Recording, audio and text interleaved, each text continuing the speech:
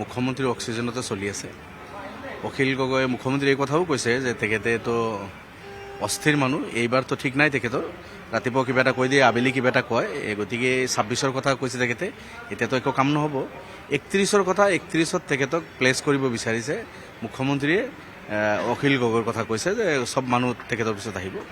সংখ্যালঘু জনগণে অখিলৰ দৰে এজন মানুহ, যিজন মানুহৰ অস্থিৰ মানুহ, সুস্থিৰ নহয়।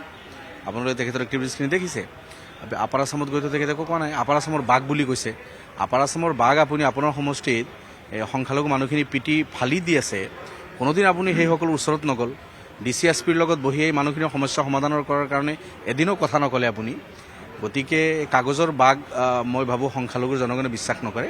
আৰু অখিল গগৈ চাব, এইবাৰ যোৱা পঞ্চায়ত নিৰ্বাচনত আগতেও তেখেতে সভা সমিতি কৰি এটা উৎপাত আৰম্ভ কৰিছিল, কিন্তু পঞ্চায়ত নিৰ্বাচনে জনগণে মোটামুটি এটা শিক্ষা দিছে। আসন কিন্তু ক'তো পোৱা নাই, ক'ৰবাত এটা পাইছে নেকি। আৰু বাকী এইবাৰ বিধানসভা নিৰ্বাচনত শিক্ষা পাব।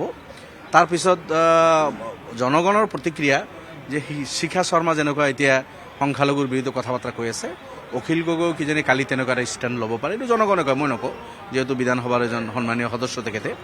কিন্তু সংখ্যালঘু জনগণে এনেকুৱা ধৰণৰ ব্যক্তি, যি সংখ্যালঘু নহয়, সংখ্যালঘু জনগণে ফখৰুদ্দিন আলী আহমেদ চাহাব প্ৰতিনিধিত্ব কৰিছিল, মইনুল হক চৌধুৰীয়ে প্ৰতিনিধিত্ব কৰিছিল, মতলুবুৰ ৰহমান মজুমদাৰ সংখ্যালঘুৰ পৰা প্ৰতিনিধিত্ব কৰিছিল, আব্দুল মহিম মজুমদাৰৰ নিচিনা ব্যক্তিয়ে সংখ্যালঘুক প্ৰতিনিধিত্ব কৰিছে, গোলাম ওছমানী চাহাবৰ দৰে ব্যক্তি সংখ্যালঘুক প্ৰতিনিধিত্ব কৰিছে, মৌলানা বদৰুদ্দিন আজমল চাহাবৰ দৰে ব্যক্তিয়ে সংখ্যালঘুৰ প্ৰতিনিধিত্ব কৰে। সংখ্যাগুৰু সকলোৰে, তথাপিও মই কৈছোঁ সংখ্যালঘু ছেকশ্যনৰ পৰা ওলাই আহি মৌলানা বদৰুদ্দিন আজমল চাহাবৰ দৰে ব্যক্তি প্ৰতিনিধিত্ব কৰি আছে।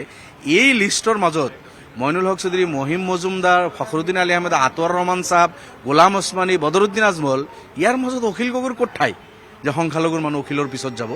গতিকে এইটো মুখ্যমন্ত্ৰী অখিলক মানে ৰিপ্লেচ কৰিব বিচাৰিছে।